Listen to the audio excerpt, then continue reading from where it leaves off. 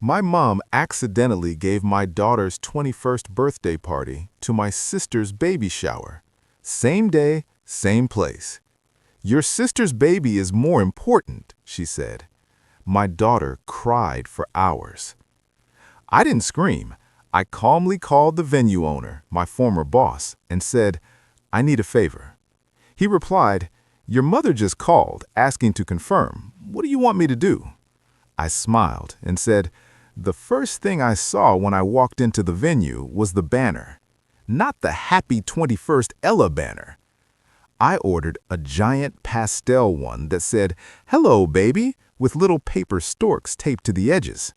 My daughter stood beside me in the entryway, holding a small gift bag, like she didn't know what to do with her hands anymore. She had on the navy dress we picked together. She looked so grown up it made my chest ache. And then she looked at the banner again. Her face did that thing where the muscles freeze first, like her brain was trying to catch up, and then the hurt hits a half-second later. The room was already set. Pink table runners, a diaper cake in the corner, a stack of games printed on cardstock, guess the baby food, don't say baby, all of it. This wasn't my daughter's birthday party. This was my sister's baby shower. Same day, same place, same room. My mom came out from the back like a stage manager. She wore her family host smile, the one she used at church and funerals and any event where she wanted witnesses. Oh, good, she said, clapping her hands once. You're here. I stared at her. I waited for her to laugh, for her to say it was a prank, for Ella to hear everyone yell surprise, and for the real decorations to come out. But Mom just looked past me toward Ella and said, way too casual, Sweetie, we're going to do your thing later. Ella blinked. My thing? My sister Kendra waddled in behind her, one hand on her belly like she was in a photo shoot. She was 33 and pregnant with her third. She didn't look surprised at all. She looked pleased. Kendra needed the room, Mom said, like she was explaining why she used the last clean towel. The baby shower's bigger. More people are coming. Ella's voice came out small. But you said this was my party. Mom's smile tightened. Ella, you're 21. You'll be fine. I felt my hands start to shake. Not in a dramatic way, just that quiet tremor you get when you're trying very hard not to say something you can't take back. Ella swallowed. Dad, I thought my friends were coming. They are, Mom said quickly, waving toward the tables. They can just sit anywhere. Ella looked down at the gift bag in her hands. It was a little bag of party favors she made herself, tiny chocolate coins and handwritten notes. She'd spent the night before folding the notes because she wanted each one to be personal. She stood there in the entryway with her favors, staring at a diaper cake. Then my mother said the sentence I will never forget. She leaned in close enough that I could smell her perfume and whispered, loud enough for Ella to hear anyway, Your sister's baby is more important. Ella's eyes filled instantly. She didn't make a scene. She didn't shout. She just turned her face away like she could hide the tears by refusing to look at us. And then she walked out to the hallway and sat on a bench like a kid waiting outside the principal's office. I followed her and knelt in front of her.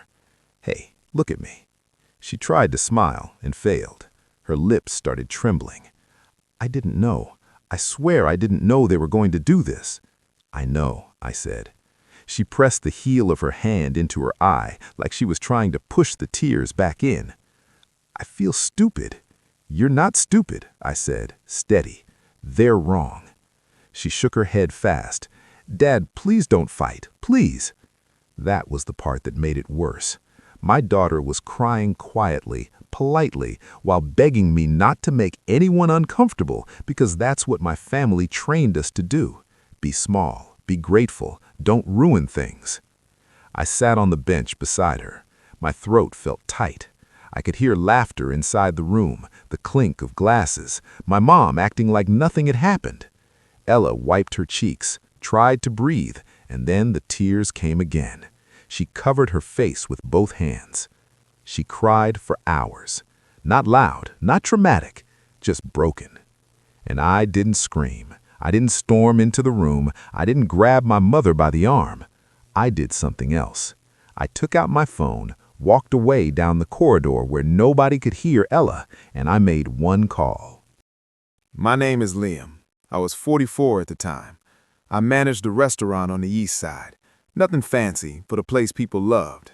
I handled schedules, vendors, payroll, catering, the whole daily grind. I was the guy who fixed problems before they became scenes. I'd been divorced for years. Ella was my only kid.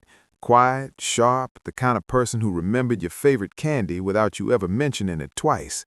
She worked part-time and took community college classes, trying to transfer to a university without drowning in debt.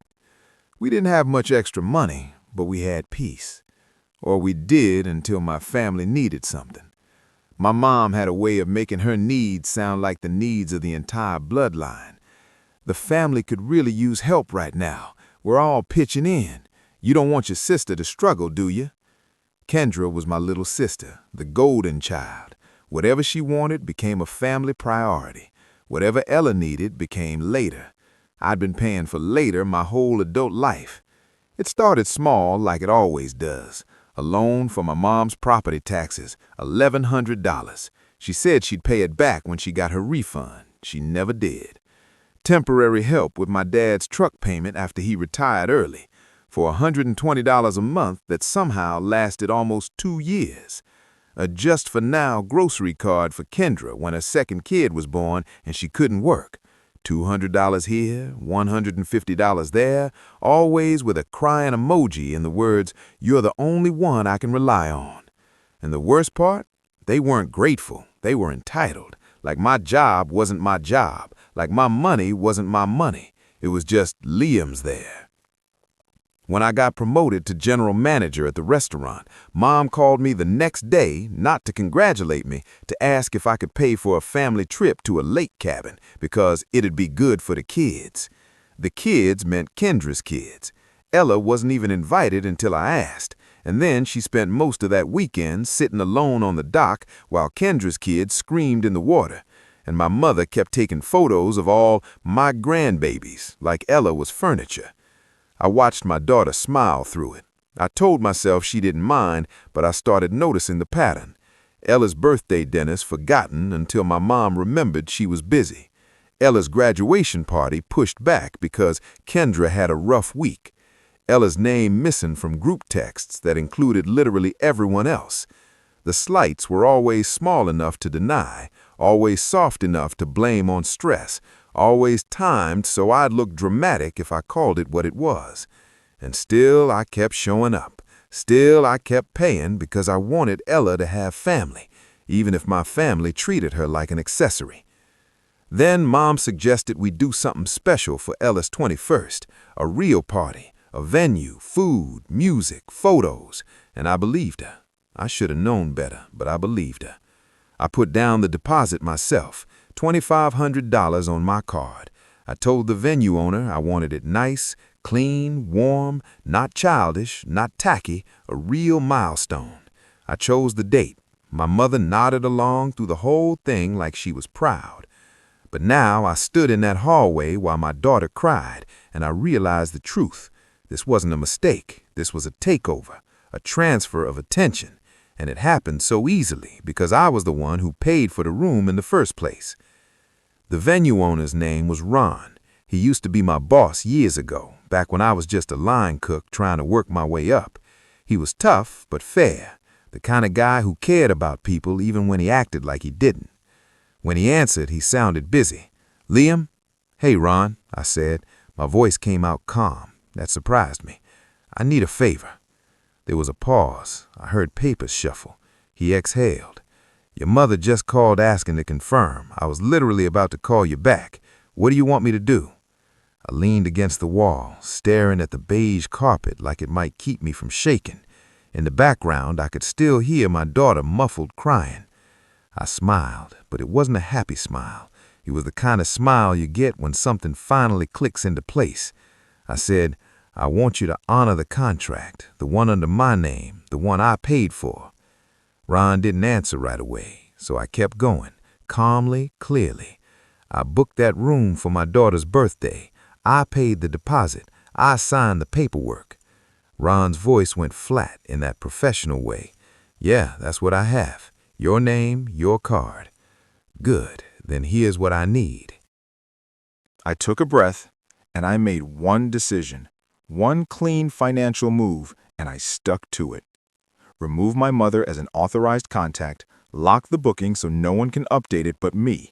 And if she tries to switch it again, don't negotiate, don't work it out. Just tell her no. Ron let out a low whistle. I'm not trying to punish anyone, I said, even though I knew it would feel like punishment to them. I'm protecting my kid. Ron was quiet for a moment, then said, I can do that. And, Liam, yeah, his voice softened. I'm sorry. I didn't realize she was doing all this. I did, I said quietly. I just didn't want to admit it. Then he added, Do you want me to switch the room back right now? I looked toward the hallway bench where Ella sat. Her shoulders were curled inward. She was trying so hard to breathe like she wasn't falling apart. I said, Yes, right now. Ron didn't hesitate. Done. I heard typing on his end. Then, okay, booking is locked. Only you. If she shows up acting like she owns it, staff will tell her the event is under your name and the schedule is final. My hand stopped shaking. Not because I felt powerful, because for the first time in a long time, I felt clear. Thanks, I said. Ron's tone turned sharp in the way I remembered from the kitchen. Go take care of your kid. I will, I said, and I meant it. I hung up. Then I walked back down the corridor. When I returned, my mother was in the hallway now, standing over Ella, like a teacher trying to force a student to stop crying. Oh, come on, Mom, hissed. People are going to see you. Ella wiped her face fast. I'm fine. No, you're not, I said, stepping between them. Mom looked at me like I'd insulted her by existing. Liam, don't start. I'm not starting, I'm ending something. Mom's eyes narrowed. What did you do? I made sure Ella has her party, the party I paid for. Mom's smile vanished. Kendra already invited people. That sounds like her problem, I said. Mom's voice rose. You can't just... I can, I said, still calm, because it's under my name, my card, my contract. Kendra appeared at the end of the hall like she could smell conflict. What's going on? Mom snapped, your brother is being dramatic. I looked straight at Kendra. You knew? Kendra's mouth opened and closed once, like she was searching for the right lie. Then she shrugged, and that shrug told me everything. We need this more, she said. I'm pregnant. Ella's just having a birthday. Ella flinched like she'd been slapped. Not physically, worse than that. The casual way my sister dismissed her like she was nothing. I didn't raise my voice. I didn't insult Kendra. I didn't throw her pregnancy in her face. I just said, I'm done funding things that erase my daughter. Mom scoffed. Oh, so now you're punishing a baby? I shook my head. No, I'm refusing to be your backup bank. Mom stepped closer. Liam, you're going to regret this. I met her eyes. Maybe, but Ella won't. Then I turned to my daughter. Hey, I said softly, stand up. She looked up at me with red eyes. Dad, we're not leaving? I said, we're taking the room. Ella blinked, confused. What? I offered her my hand. This is your party. She hesitated, like she didn't trust good news anymore. I squeezed her hand once. Come on, let's go see your banner. Inside, my mom and Kendra's friends were milling around like nothing was wrong. Some of them held wrapped gifts with baby-themed bows. They looked excited. They looked ready for cupcakes and games. And then Ron's event coordinator, a young woman with a headset and a clipboard, stepped forward. Hi, she said politely but firm. This room is booked for Ella's 21st birthday. My mother's face turned stiff. No, it's for Kendra's shower. The coordinator didn't flinch. The booking is under Liam's name. It is locked. We can't change it. Kendra sputtered. But my mom told... I'm sorry, the coordinator said. We can offer an alternate room at a reduced rate if it's available, but this one is not changing. My mother's eyes shot at me. I didn't smirk. I didn't gloat. I just stood beside my daughter. Mom's voice dropped low and furious. "You embarrassed us." I looked at the decorations. Pink baby games, diaper cake, everything that was supposed to happen on top of Ella's milestone. Then I looked at my mother, and I said, "You embarrassed Ella." The coordinator glanced at Ella and must have seen her face because her tone softened. "We can remove these decorations," she said gently. "We'll do it quickly." "Is that okay?" Ella whispered. "I don't want trouble." I crouched beside her again. "You are not trouble. You are the reason we're here." The coordinator waved her staff over, and within minutes the "Oh Baby" banner came down. The diaper cake disappeared. The pink runners were pulled away. It was like watching someone peel a lie off the walls. And when the coordinator brought out the box I had dropped off earlier, the one with Ella's name in gold letters, my daughter's mouth fell open. "Happy 21st, Ella." Ella covered her mouth with her hand. A tear slipped down her cheek again, but this time it wasn't the same kind of tear. This one looked like relief. She whispered, "You really did it." I nodded. I did. That should have been the end, but with my family, the moment you stop paying is the moment they finally pay attention. The first text hit my phone before Ella even cut the cake. "Mom, you ruined your sister's day. Call me now." Then Kendra, "I can't believe you do this to me while I'm pregnant. Everyone's looking at me." Then my aunt, "Aunt Deb, your mom says you're being cruel. What's going on?" I put my phone face down. I didn't respond because I knew what was coming next, the part where they tried to make me feel like a monster for finally choosing my kid. After the party, after Ella's friends sang to her and she laughed for the first time that day, we went home. Ella took her heels off by the door and walked straight to the couch like her body finally remembered it was exhausted. She stared at the ceiling for a long time. Then she said, very quietly, "I didn't think you'd pick me." That sentence hit me like a punch. "What?" I asked, even though I heard her. She swallowed. "I mean, you always try to keep the peace, with Grandma, with Kendra." I sat down beside her. "I thought I was protecting you." She turned her head to look at me. Her eyes were still puffy. It didn't feel like protection. It felt like I had to earn my place. I closed my eyes for a second because she was right and because I hated that my daughter learned that lesson in my family. I said, "You don't have to earn anything with me. You're my kid. That's it." Ella nodded slowly. Then she leaned her head on my shoulder like she did when she was little. "Thank you," she whispered. I sat there with my arm around her, and I knew something with my mother had changed permanently.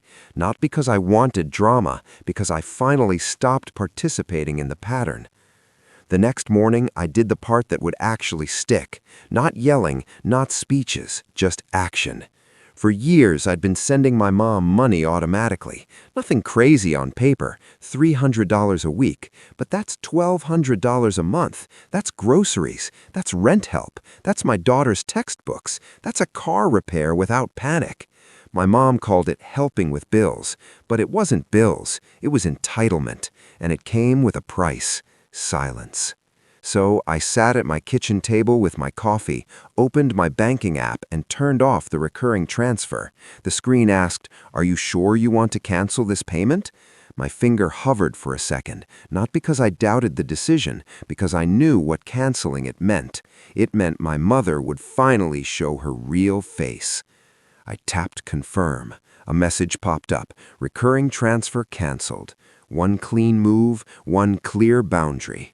And then I took a screenshot, because with my family, you document everything. By noon, my phone was a mess. Mom called 8 times. Kendra called 3. My dad, who almost never called me, called once and left a voicemail that started with a sigh like I was the problem. "Liam, your mother is very upset. You need to fix this. Family doesn't work like this." I didn't call back because family also doesn't tell a young woman her birthday doesn't matter compared to someone else's baby. But my family did, so my definition of family had to change. 2 days later, Mom showed up at my apartment without warning. She didn't knock politely. She knocked like she owned the door. I opened it, chain still on. She stood there with her purse clutched tight, lips pressed thin. Behind her, Kendra sat in the car watching like this was a show. Mom didn't ask how Ella was. She didn't say, "I'm sorry." She went straight to the money. "Why didn't the transfer come through?" she demanded. I stared at her. "Because I canceled it." Mom's eyes widened like I'd admitted to a crime. "You can't do that," she said. I nodded once. "I can." Her voice sharpened. "So you're punishing me because of one misunderstanding?" I kept my tone flat. "It wasn't a misunderstanding. It was a decision you made, and I'm making mine." Mom's nostrils flared. "We needed that." I said, "You didn't need my money. You wanted it, and you wanted it without respecting my daughter." She scoffed. "Oh, don't be dramatic. Ella is grown." "Exactly," I said, "and you still treated her like she was optional." Mom leaned forward, trying to push the chain with her presence. "Kendra is having a baby. Do you know how expensive that is?" I nodded. "Then you should help her." Mom's mouth opened in disbelief. "I am helping her," I said, "with my money." Her face twisted. "You're selfish." I didn't react. I didn't argue. I just said the sentence I'd been practicing in my head since the venue. "I'm not your backup bank." Mom's eyes went hard. "So that's it? You're cutting off your own mother?" I looked at her, really looked, and all I could think about was Ella sitting on that hallway bench, crying quietly so no one would accuse her of being difficult. I said, "I'm cutting off the funding, not you. You're still free to be a mother and grandmother who shows up with love." Mom laughed, one short, bitter laugh. "Love doesn't pay bills, Liam." I nodded. "Exactly. That's why you should have been careful with how you treated the person who was paying yours." She stared at me like she wanted me to back down. I didn't. Finally, she turned sharply and walked back toward her car. And before she got in, she looked over her shoulder and said, "Ella is turning you against us." I felt something in me go cold. I said, "No, you did that." Then I closed the door, locked it, and I didn't reopen it. The fallout was loud in the way my family always was. When they didn't get their way, they didn't apologize. They escalated. Kendra posted vague quotes online about toxic people and protecting your peace, as if she hadn't tried to hijack her niece's birthday. My mom told relatives I was being controlled by my daughter, which was almost funny, except it wasn't, because that's what they always did when someone stood up. They turned it into a story where they were the victims. Still, I didn't argue with them. I didn't defend myself in group chats. I didn't do long explanations. I just repeated one sentence anytime someone tried to guilt me. "I won't fund a family my daughter isn't part of." Some people got quiet after that. Some people got angry. And a few quietly, privately started to understand. My cousin Nate texted me late one night. "Nate, I heard what happened. I'm sorry. Ella didn't deserve that." Then a week later, my Aunt Deb called again, softer this time. "I didn't know it was like that," she admitted. "Your mom made it sound like you threw a tantrum." I said, "I didn't tantrum. I protected my kid." There was a pause. Then she said, "Good." A month later, I did something I should have done years ago. I threw Ella a second birthday celebration. Not big, not fancy, just real. I talked to my current restaurant owner and asked him if I could use the back room after closing on a Sunday. He knew me. He trusted me. He said yes. So I set it up myself. No pastel banners, no baby games, just warm lights, Ella's favorite chocolate cake, and a small table near the window where she could see the street. I invited the people who actually cared, her two best friends, my cousin Nate, one of my servers who Ella adored because she always remembered her coffee order. That was it. When Ella walked in and saw the little banner I made, just paper letters that said Ella 21, she stopped. She stared at it like it wasn't real. Then she smiled, a real smile. She turned to me and said, "This feels like me." I swallowed the lump in my throat.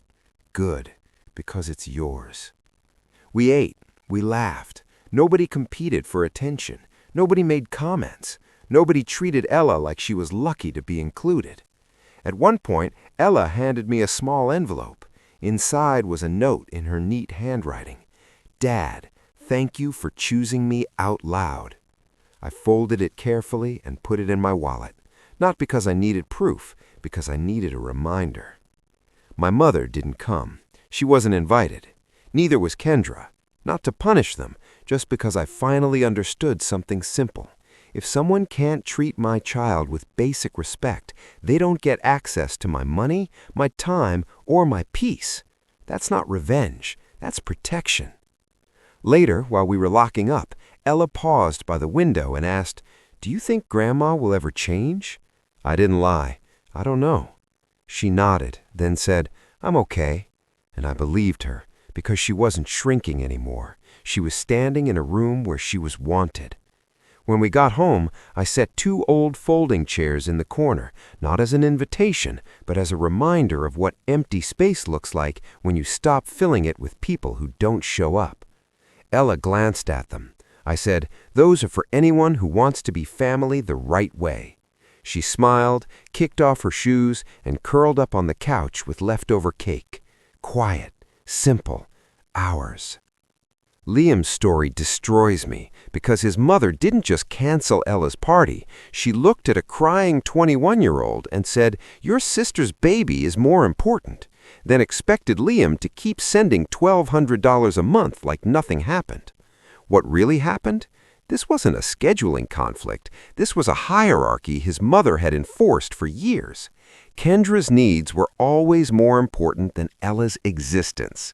Liam had been funding this system at $300 per week. That's $14,400 a year going to a mother who told his daughter she was optional. The cruelty wasn't just the takeover. It was watching Ella sit on a hallway bench, crying quietly, begging her dad, "Please don't fight," because she'd been trained to make herself smaller for everyone's comfort. The detail that breaks me, Ella whispered, "I didn't think you'd pick me." That sentence shows how deep the damage went. His own daughter didn't believe she was worth defending because every time there was a choice, his family chose Kendra and Liam chose keeping the peace. The real lesson? When someone tells you your child is less important, the correct response isn't negotiation, it's a canceled autopay. Liam didn't scream, he didn't make threats, he made one phone call to Ron, locked the booking in his name, then calmly stopped funding the people who excluded his daughter. That's not revenge, that's basic respect for the person you raised. Question for you. When your family tells your child she doesn't matter, then asks for money that same week, what's the appropriate response? And how many years do you fund people who treat your daughter like furniture before you realize you're not keeping the peace? You're paying for her erasure. Share your stories, because being family shouldn't mean your kid sits crying in a hallway while everyone celebrates someone else.